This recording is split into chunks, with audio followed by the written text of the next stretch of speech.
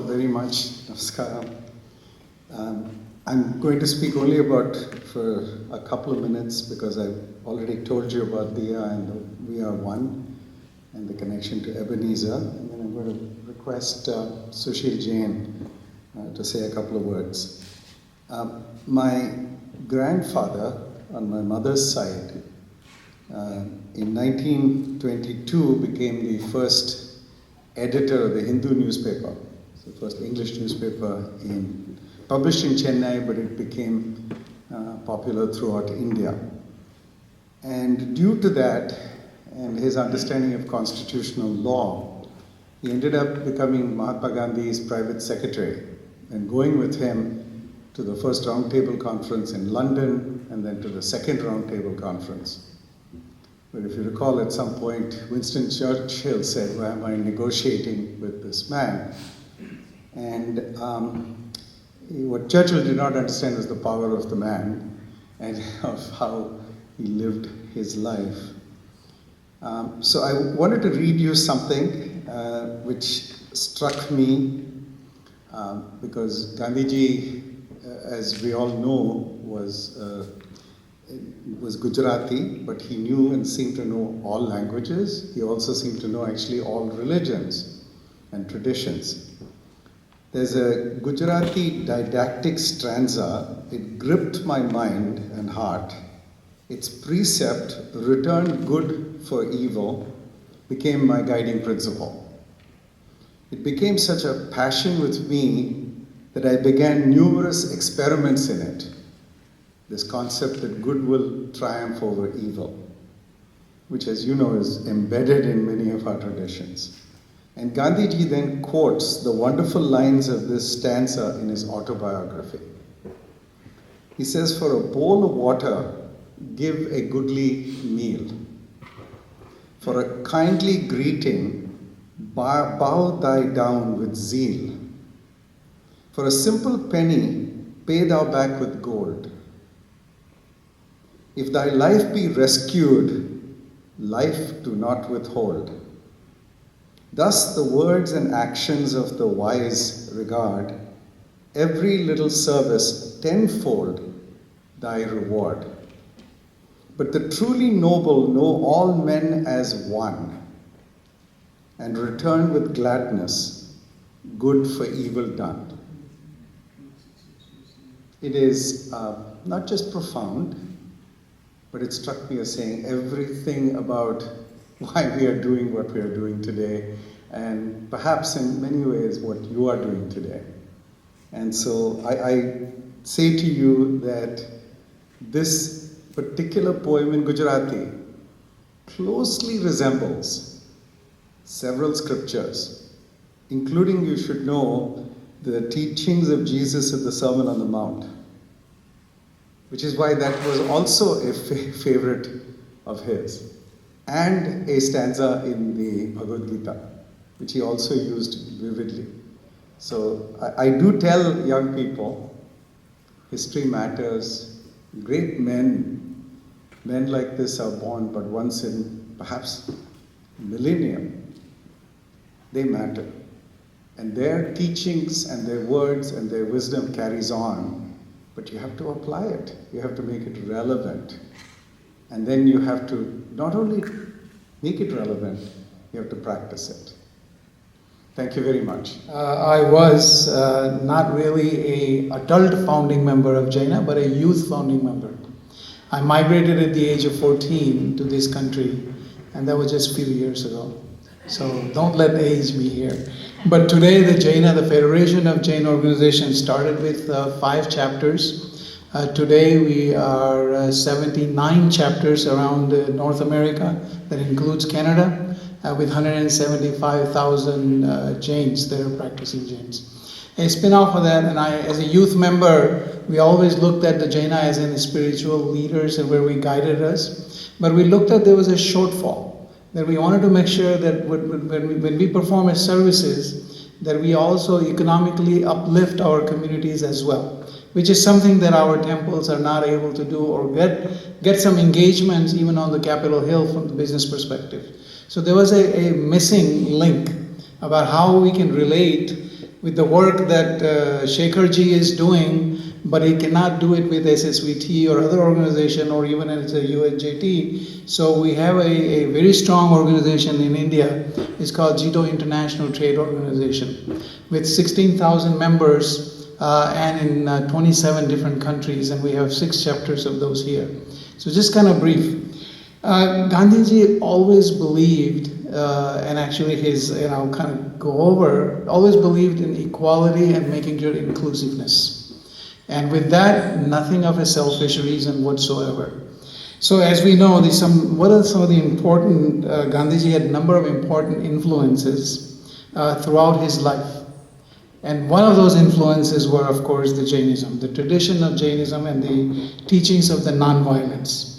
As we know, Gandhiji was well known as a Mahatma, a great soul. He is widely known for the leaders of non-violence movement for the independence of India from the British rule. And as an innovative leader who developed peaceful methods of bringing about political transformation and creating a more just and a habitable world. These methods have been followed by others who have struggled for justice since his time, including Martin Luther King, which is what Shekharji was talking about. Nelson Mandela has learned from Gandhiji's, Cesar Chavez, and of course Corazon Aquino. How was Gandhiji influenced? Well, Gandhiji's philosophy of non-violence and a social change was very deeply influenced by Jain traditions in India, from Gujarat. Gandhiji was a Vaishnav by birth, by Hindu birth, and certainly was profoundly shaped by Hindu teachings and texts, notably messages from Bhagavad Gita. He was also famously open to ideas from many other traditions, findings of the Sermons of the Mount, the Christian New Testaments, and lifelong sources of different variation inspirations. Gandhiji, however, grew up in the state of Gujarat, as we know, which is home to considerable portion of Jains in Gujarat. The principle of Jainism believed both of non-ahimsa, which is not only in convention sense, but in thoughts, words. The Jains are sort of a little bit more to the extreme, that when you think of even the thoughts of violence is as equal as committing a violence. And in the integration and the actions are then the byproduct of the thoughts. So first he learned how to control those thoughts. The Jain influences upon Gandhiji, particularly when he was a young man, were many. Before he left for London at the age of 18, he took vow at the request of his mother and in the presence of a Jain monk who abstained from meat eating, alcohol, and illicit sexual activities.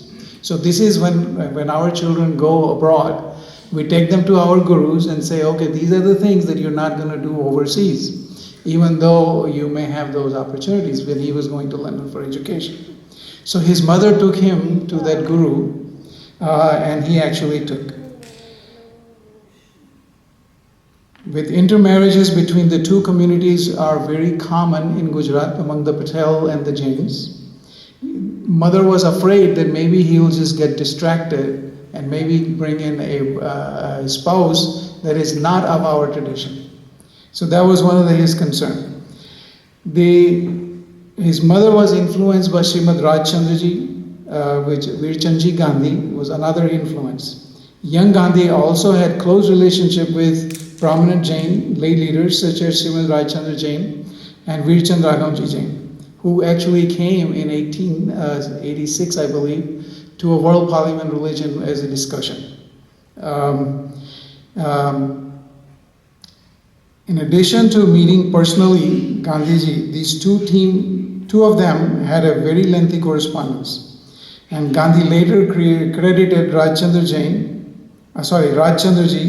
for guidance and keeping him on a morally upright path. Veerchand Raghavji Gandhi was also an associate of the young Mohanchand Karamchand Gandhi, and would go on to represent the Jain traditions in the World Parliament religion back in Chicago in 1893. I stand corrected. The interreligious harmony. In addition to working for India's independence, Gandhiji also advocated regularly with harmony of the other interreligion communities. Gandhiji once described himself as an adherent of Anekantwad and Swadwad. These are the two Jain principles, respectively, for the complex nature of the existence and the corresponding doctrine. On the front of the ecology, Gandhiji was one of the inspiring leaders, was inspired by the Lord Mahavir's teaching about the environment in the first book of Acharya Sutra, which was then well accepted, and Gandhiji followed that in terms of the ahimsa and non-violence. And that's where in these sutras were described as no waste, no overuse, no abuse, or no pollutions during those times. Jaina ethics teaches us to create friendship of tolerance by curbing the passion, due to which mind never allows the cause of any disturbance of nature plants. And these are the principles that we try to follow today by many tree plantings. A lot of Jain community and us, we always are planting more trees than we actually have to cut them down if it is unnecessary. We always turn off our faucets when we can, so we conserve water. So as a follower of, whether we call ourselves Jain or those who believe in the principle of non-violence, which we all do, we are a Gandhian philosopher and followers.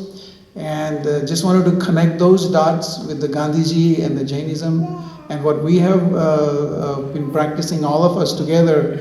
We may not follow the word Jain, but we are followers of non-violence. So with that, I just wanted to kind of echo that, and thank you, Vasuji, for giving me an opportunity to share my thoughts.